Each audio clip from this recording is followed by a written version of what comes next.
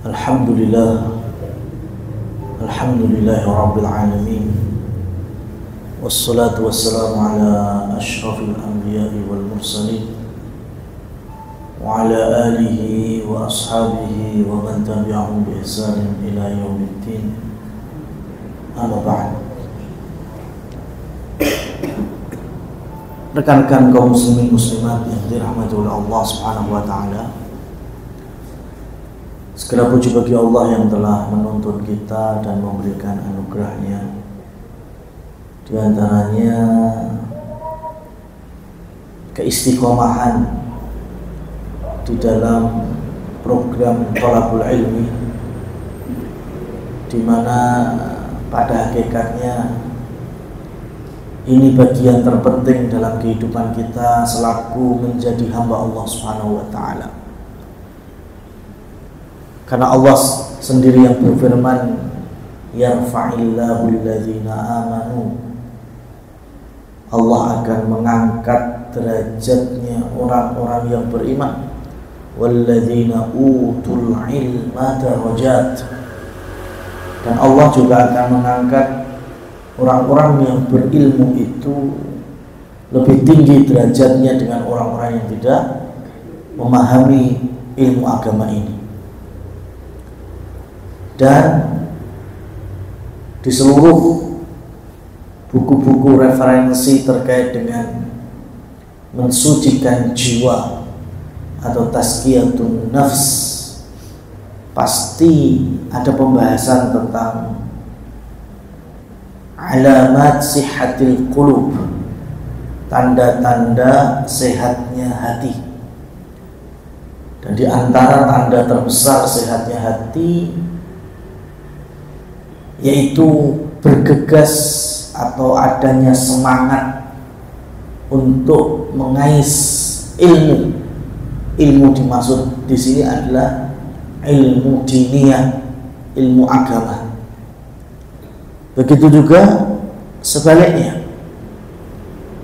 Alamat maradul qalb, di antara tanda-tanda sakitnya hati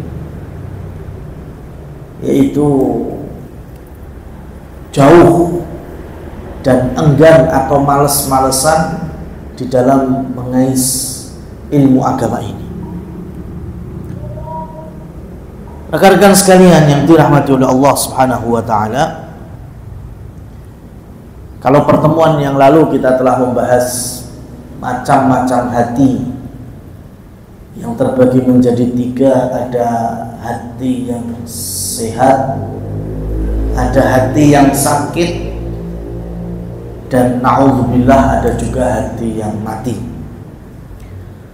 Maka pada pertemuan kali ini ganti, kita akan mengambil asbabu maradul qalbi, sebab-sebab hati itu sakit ya. Jadi yang mempengaruhi hati sakit itu seperti apa?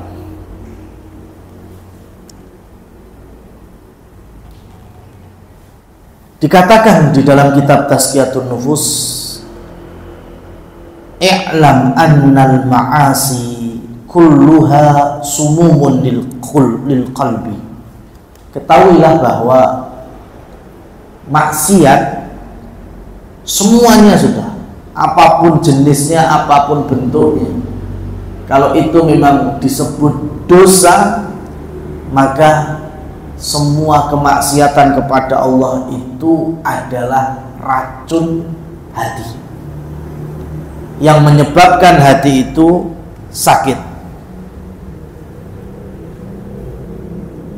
Wa qala Ibnu Mubarak, Imam Ibnu Mubarak berkata, ra'aitu dzunuba tumitul qulub. Aku melihat dosa-dosa itu mampu untuk mematikan hati. Wa qad yurithu dhulla idmanuha. Dan ujung-ujungnya adalah kehinaan bagi para pelakunya. Pelaku maksiat menjadi hina di sisi Allah Subhanahu wa taala. wa tarkudz dzunubi hayatul qulub. Adapun meninggalkan dosa itulah hidup kembalinya hati. Wa khairun li nafsika isyanuha. Dan sebaik mungkin kita ini adalah orang-orang yang menjauhkan diri dari racun-racun hati tersebut, yaitu kemaksiatan. Wa naqsid bisumumil arba'ah. Dan racun hati itu kalau dikelompokkan secara intisarinya itu ada 4. Fudulul kalam yang pertama, wa fudulun nazar yang kedua, wa fudulut ta'am yang ketiga, wa fudulul mukhalatah, dan ini yang keempat. Inilah 4 racun hati terbesar ya, yang bisa mengakibatkan hati itu sakit. Ketika hati sakit sudah terbiasa maksiat, ujung-ujungnya na'udzubillah hati itu bisa mati. Jadi ada 4 yang diawali dengan fudul. Fudul itu overdosis, itu namanya fudul ya, berlebihan. Itu yang disebut dengan fudul. Yang pertama tadi, yang membuat racun dalam hati kita adalah fudulul kalam, overdosis di dalam pembicaraan, banyak omong. Ya, ngomong di sini artinya ngomong yang nggak ada manfaatnya, atau dari omongan yang tidak bermanfaat bisa jatuh kepada adu domba, ghibah, menfitnah, dusta. Nah ini kan, ini baru turunan-turunan ya, masih banyak lagi turunan-turunan yang lainnya. Maka Rasulullah Shallallahu Alaihi Wasallam bersabda, la yastaqimu imanu abdin hatta yastaqimu qalbuhu, wa la yastaqimu qalbuhu hatta yastaqimu lisanuhu. Rasulullah Shallallahu Alaihi Wasallam bersabda, seseorang itu belum bisa lurus imannya, istiqamah di atas keimanan, sebelum lurus lisannya. Ya. Sekarang kenapa orang Yahudi Bani Israel yang Allah turunkan banyak sekali para nabi, tapi ujung-ujungnya mereka adalah ahli kitab yang Allah murkai? Karena keimanan mereka kepada Allah Subhanahu wa ta'ala, mereka nodai dengan lisan-lisan yang buruk terhadap para nabi dan para rasul. Dengan Nabi Musa mereka nggak punya adab, dengan Nabi Harun mereka juga nggak punya adab. Nabi-nabi berikutnya Allah turunkan, mereka cemooh, mereka hinakan, mereka bunuh. Berangkat dari lisan orang-orang Yahudi Bani Israel yang tidak punya adab. Ya, lisan yang kurang beradab terhadap utusan-utusan Allah Subhanahu wa ta'ala. Orang Nasara juga demikian. Kenapa mereka juga dicap sebagai ahli kitab yang kafir? Karena lisan mereka. Ya, lisan mereka yang mengkultuskan Isa sampai di level rububiyah atau ketuhanan. Laqad kafarul ladzina qalu, sungguh telah kafir yang mengatakan bahwa Isa binullah, Isa adalah anak Allah. Sungguh telah kafir yang mengucapkan bahwa Allah tsalitsun tsalatsa.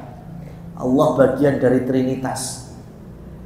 Ini awalnya dosa lisan. Maka shadaqa Rasul sallallahu alaihi wasallam ketika beliau menyebutkan bahwa iman seseorang tidak bakal lurus selagi belum bisa lurus lisannya.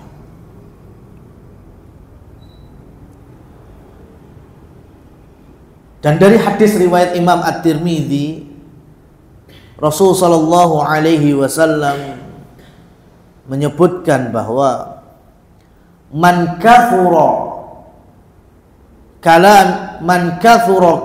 kalamihi kathura saqatihi wa man kathura saqatihi kathurat dhunubihi wa man kathurat dhunubihi kanatin naru aula bih. Barang siapa yang terlalu banyak ngomongnya, maka dia akan banyak jatuhnya. Dan barang siapa yang banyak jatuhnya, maka dia akan lebih banyak terjerumus ke dalam dosa-dosa. Dan siapa saja yang terlalu banyak dosa-dosanya, maka neraka Allah yang lebih pantas baginya. Nah, ini rekan-rekan sekalian yang dirahmati oleh Allah Subhanahu wa ta'ala. Maka di zaman-zaman kita ini memang ada satu amalan yang susah untuk dilakukan. Padahal karena susah itu pahalanya bisa gede. Amalan itu adalah asumtu, yaitu banyak diam. Di zaman fitnah, di zaman banyak kezaliman, banyak kemungkaran, itu kalau kita bisa menahan lisan, maka itu akan jauh lebih baik. Ya, jauh lebih baik dibandingkan ketika kita ikut-ikutan yang mana kita tidak tahu benar atau salah. Ma'asyiral muslimin wal muslimat rahimani wa rahimakumullah. Ketika Nabi Muhammad SAW sedang ngajari sahabat rukun Islam, rukun iman, bayangkan nih, Rasul SAW sedang mengajarkan pokok-pokok agama ini.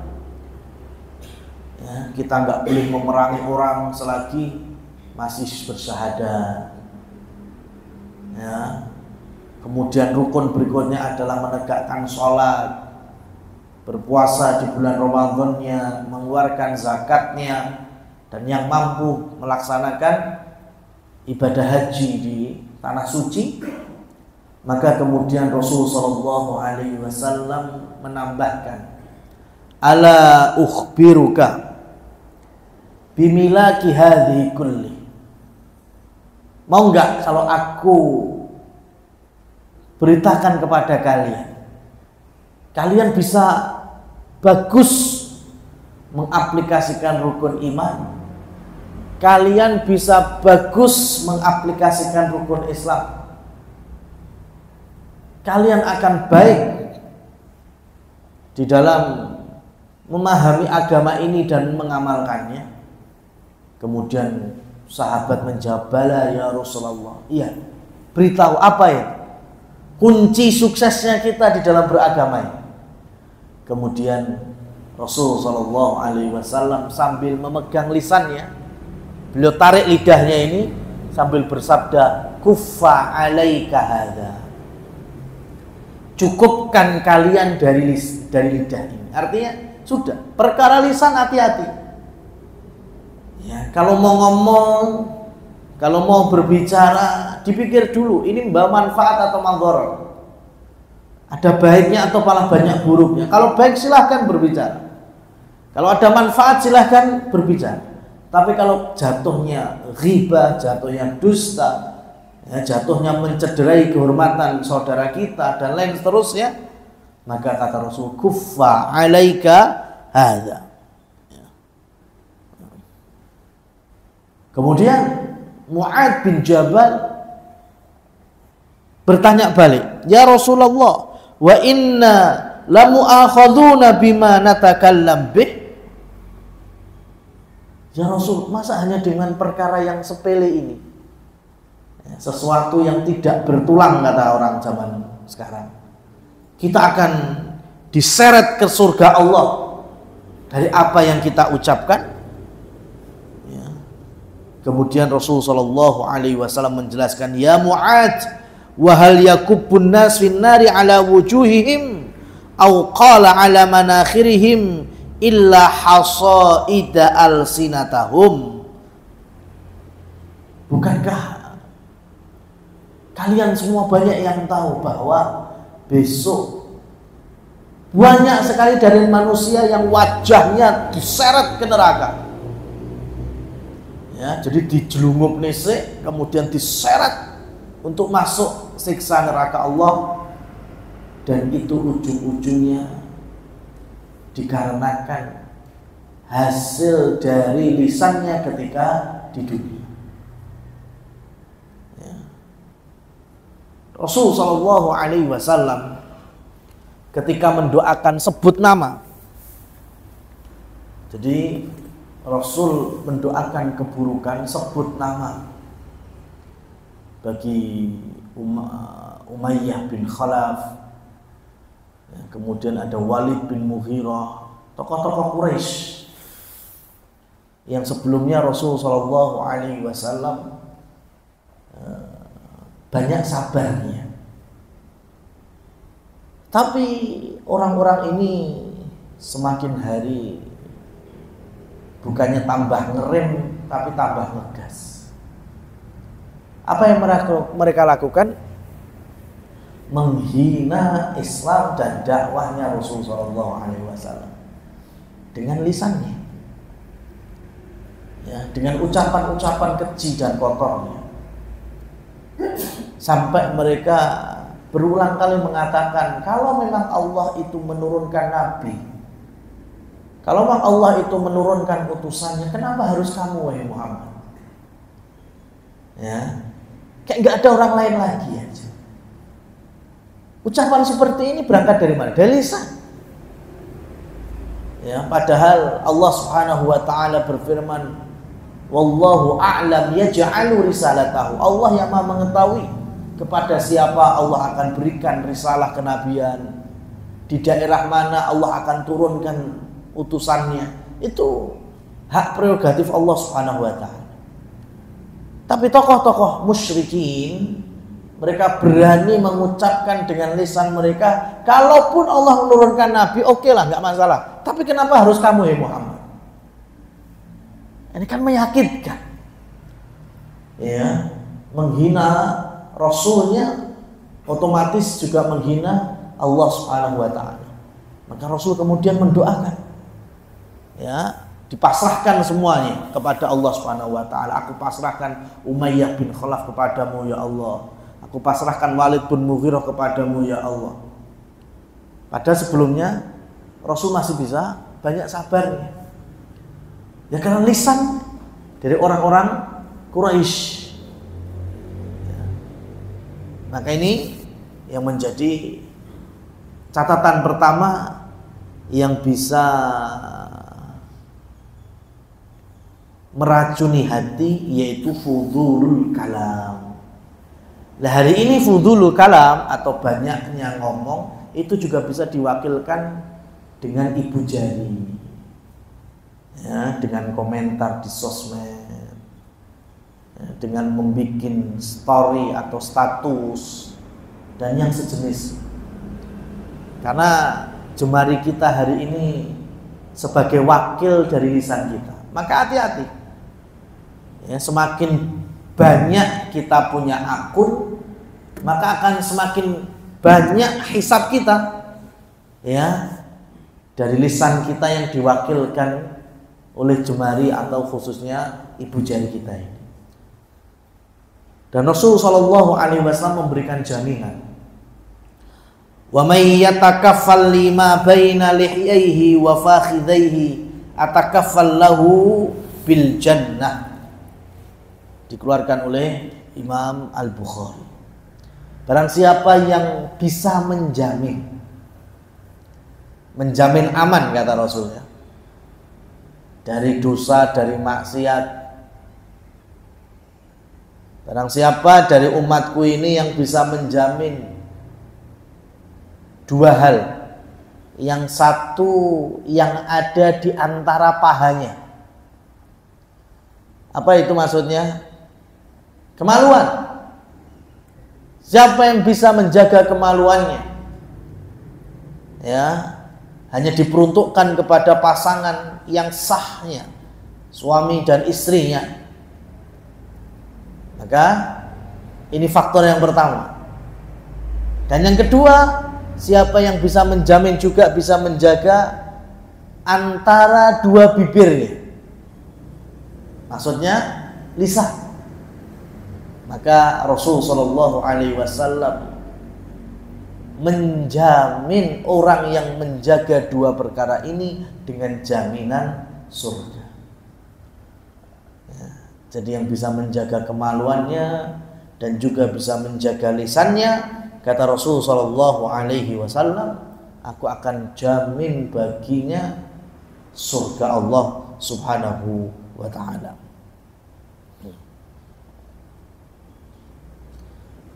Kemudian yang berikutnya, racun hati adalah fudulun nazar, over atau berlebihan di dalam memandang. Memandang di sini maksudnya memandang atau melihat sesuatu yang diharamkan oleh syariat. Wa fudulun nazari yad'u ilal istihsan wa wuqu'i suratil manzuri fi qalbin nazir fayuhdath anwa'an minal fasad fil qalbil abdi. Jadi sering dan berlebihan melihat, di mana pandangan itu akan membawa sebuah memori di dalam hati. Kalau pandangannya hasan, melihat yang baik-baik, maka hati akan merekamnya ya sesuatu yang baik. Tapi kalau yang dia lihat dan dia pandang adalah keburukan, ya, pandangan kepada sesuatu gambar-gambar yang dosa misalnya, maka hati pun juga akan mengingat gambar-gambar tersebut, padahal itu gambar rusak. Karena hati terlalu sering mengkonsumsi gambar yang rusak, maka hati pun juga ikut rusak. Ya. Maka penyakit yang mengotori hati yang kedua adalah fudulun nazar. Ya. Kata Ali bin Abi Thalib radhiyallahu anhu, wan nadratu sahmun masmumun min sihami iblis.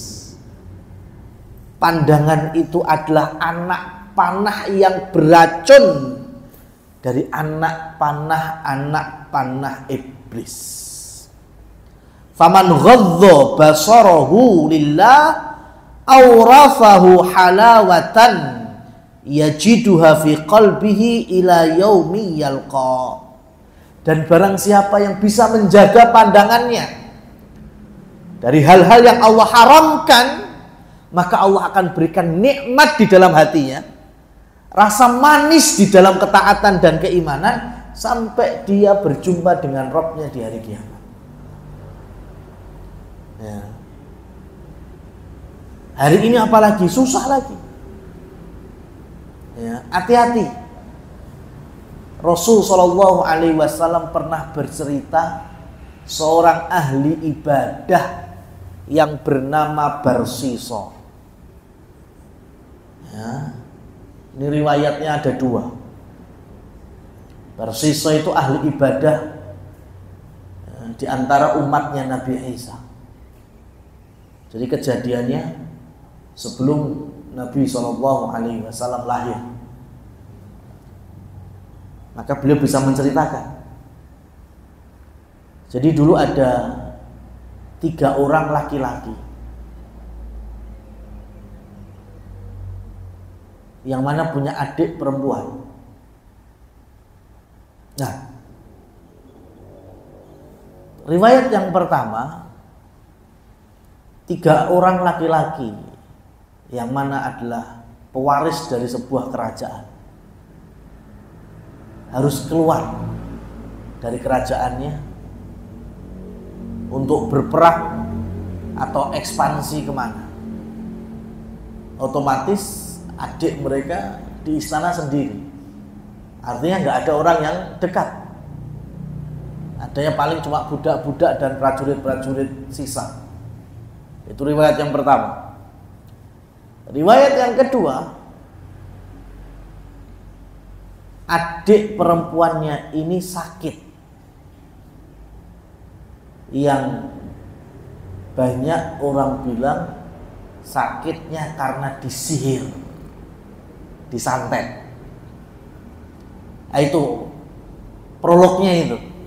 Yang penting ada 3 laki-laki selaku berstatus kakak harus melindungi adik perempuan mereka satu-satunya.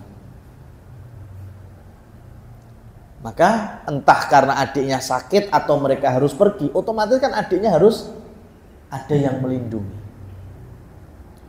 Maka masyhur di zaman itu ada ahli ibadah yang bernama Barseso. Puluhan tahun ibadah di tempat ibadahnya, jarang keluar. Nah, ini cocok nih. Ya, cocok. Kalau dititipi adik kita, cocok nih. Insya Allah aman. Ahli ibadah. Ya, takutnya hanya kepada Allah. Gak ada setan yang mau deket. Nah, ini husnudonnya sih gitu. Maka akhirnya ketiga orang kakak laki-laki ini menitipkan adiknya kepada Barseso. Barseso akhirnya meminta untuk adiknya itu tinggal di bangunan samping dari tempat ibadah. Gak mungkin tinggal bareng saya di sini, gak mungkin. Saya laki-laki, adik kalian perempuan. Tapi akan aman karena tinggal di samping dari tempat ibadah. Ya sudah. Maka mulai hari itu adiknya dititipkan. Kalau sakit ya bisa diobati. Kalau hanya dititipkan ya yang penting tinggal aman. Dan Barseso kemudian minta kepada adiknya, ya perempuan ini tadi, pokoknya setiap kamu jam makan datang ke bangunan ibadahku, di depan pintu itu sudah ada rantang makanan. Ya, ambil aja makan. Nanti kalau sudah letakkan lagi di depan pintu tempat ibadahku. Nanti waktu makan ambil lagi di situ sudah. Ya, tinggal makan saja. Nggak perlu ketemu aku. Ini awalnya. Ya. Karena Barseso takut. Ya, jangan-jangan ini perempuan malah bawa ujian. Tapi ternyata setan itu lembut, halus. Ya. Karena setiap hari akhirnya memandang, melihat, dibisikkan oleh iblis, kamu itu apa yang nggak kasihan, perempuan suruh keluar rumahnya, ngambil rantang makanannya. Ya, bisa jadi ketika keluar ada orang lain yang melihat. Nah, apa nggak malah tambah bahaya? Kamu aja yang nganter rantangnya. Taruh depan tempatnya itu, nggak perlu masuk, ya taruh aja. Akhirnya benar juga itu. Sudah. Jadi mulai besok Barsiso yang mengantarkan rantang itu di depan pintu kediaman perempuan tersebut. Ya, udah kamu nggak usah keluar-keluar. Ya, makanan siap saji di depan pintu. Cuma masalahnya setiap nganter si perempuan akan membuka pintu dan akhirnya ada interaksi pandangan. Awalnya cuma nganter depan pintu. Tapi iblis menggoda lagi. Kowe ngeterne panganan ngarep omah kediaman ditinggali perempuan iki. Lek umpama jelalah enek wong sing weruh. Ya. Ora malah enek dadi omongan sing ora ora. Lah terus gimana? Ya mlebu sisan. Ya, mlebu sisan kan malah enek sing weruh.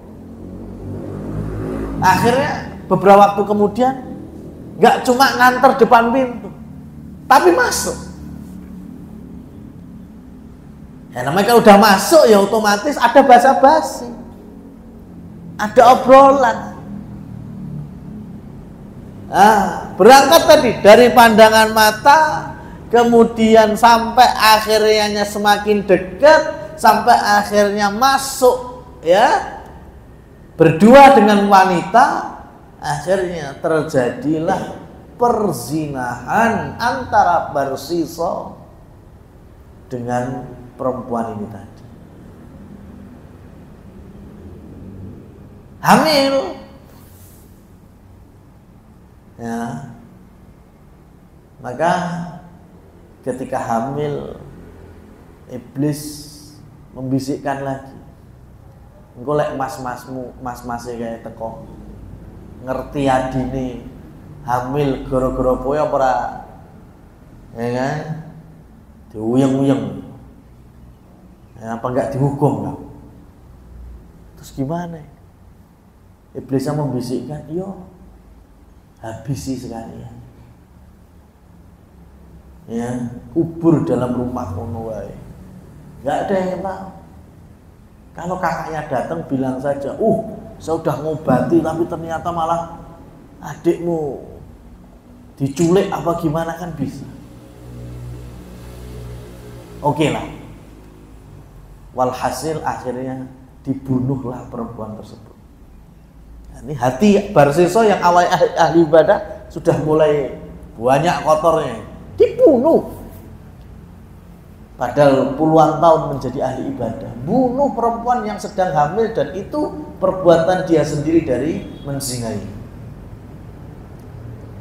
Tapi ternyata iblis main melalui mimpi ketiga kakaknya. Ya.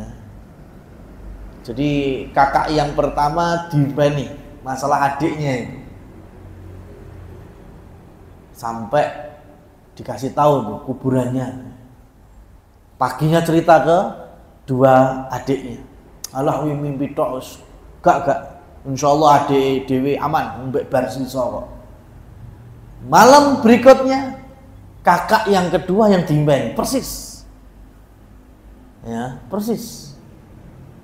Kemudian cerita paginya. Yang satu masih nggak percaya, aman. Dan malam berikutnya kakak yang ketiga ini juga dimimpikan yang sama. Jadi akhirnya tiga-tiganya mereka bermimpi yang persis bagaimana kondisi adiknya yang sudah menjadi mayat dan dikubur di salah satu tempat. Maka mereka bergegas pulang, langsung mencari Barsiso, tanya di mana adiknya. Barsiso ngelak sana ngelak sini, tapi kemudian ketiga kakaknya ini tadi berusaha tunjukkan kepada kami daerah yang kamu menguburkan adik kita, pokoknya. Kalau enggak ya kita duduk dewe. Dan ternyata terbukti Barsiso salah, dan karena mereka adalah petinggi, pemimpin, pewaris dari kerajaan sebelumnya, maka Barsiso pun akhirnya harus dijatuhi hukuman pancung mati. Maka ketika Barsiso sudah berada di bawah pemancungan, iblis datang lagi. Kemudian menawarkan Barsiso, ya, kamu pengen selamat apa enggak? Nih, tinggal sekali ini dok. Kalau kamu pengen selamat, ya, maka sujudlah kepadaku sekali saja. Ya, nanti akan aku bebaskan kamu dari pemancungan. Maka Barsiso pun akhirnya sujud di hadapan iblis, dan ketika sujud itulah alat pancung jatuh dan dia pun mati dalam kondisi musyrik kafir. Yang sebelumnya puluhan tahun hanya beribadah kepada Allah Subhanahu wa taala, menjadi umatnya Nabi Isa yang benar. Tapi ternyata matinya su'ul khotimah, dan itu gara-gara awalnya dari fudulun nazar, ya, yang dikelola terus, di maintenance terus sampai akhirnya melahirkan dosa satu, dosa berikutnya, dosa seterusnya, sampai ujung-ujungnya berani menyembah kepada selain Allah Subhanahu wa taala. Nah ini, ya, hari ini kita ambil dua, ya, racun hati. Yang pertama adalah fudulul kalam, dan yang kedua adalah fudulun nazar. Ya.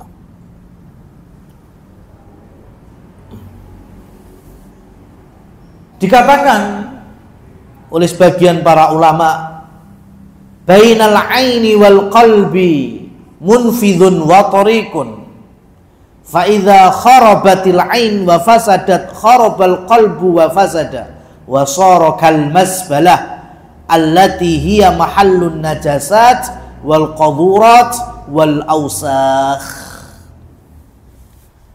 Antara hati dan mata kita itu ada jembatan, ya, ada jaringan. Dimana kalau mata kita itu kotor, maka akan membawa kotoran itu ke hati. Semakin banyak pandangan yang kotor, maka hati kita ini ibarat masbalah. Masbalah itu resel bin, tong, ya, tong sampah. Jadi, ya, jadi tong sampah. Nah, ketika jadi tong sampah itulah hati akan menjadi sakit karena saking kotornya. Dan kalau hati sakit, maka organ-organ yang lain juga bisa menjadi sakit. Ya, berawal dari pandangan dan penglihatan yang rusak. Rusak dalam arti objeknya yang dipandang bagian dari maksiat, dosa, dan seterusnya. Dan Allah Subhanahu wa taala berfirman, kullil mu'minina, katakanlah hai Muhammad untuk orang-orang yang beriman, yaghuddu min absarihim, supaya mereka menundukkan pandangan-pandangan mereka, wa yahfadhu furujahum, dan menjaga kemaluan mereka, dzalika askalahum innallaha khabirum bima yasnaun. Sesungguhnya itu lebih menjaga kesucian dan lebih menjaga kehormatan mereka masing-masing. Dan Allah Subhanahu wa taala Maha mengetahui, Maha kuasa, Maha bijak dari semua apa yang dilakukan dan diperbuat oleh manusia ini. Nah, bayangkan sekarang ketika Rasul Shallallahu Alaihi Wasallam menyebutkan akan fadilah menjaga pandangan, maka dari perkara zahir, ya, yang bisa kita jadikan untuk intiba bir Rasul Shallallahu Alaihi Wasallam, perkara zahir ini, sebelum nanti ya perkara batin, itu salah satunya menjaga pandangan. Karena kalau sudah bisa menjaga pandangan, maka batin akan semakin baik, semakin bersih. Maka dari situ baru kita bisa merasakan nikmatnya beramal soleh atau beribadah. Dan bonusnya, kalau hati itu udah bersih, ya, nggak jadi tong sampah, bonusnya adalah firasatnya menjadi kuat. Ya, firasatnya menjadi kuat. Nah, bukan dukun ya, bukan, tapi firasat. Bisa jadi benar, bisa jadi enggak. Tapi kalau kuat, maka dia akan merasakan kedekatan antara dirinya dengan Allah Subhanahu wa taala. Demikian ya materi yang bisa kami sampaikan. Mungkin sisa waktu digunakan untuk sesi tanya jawab. Kalau ada waktu dan tempat, kami kembalikan ke moderator. Baik, untuk rekan-rekan yang ingin bertanya, dipersilakan.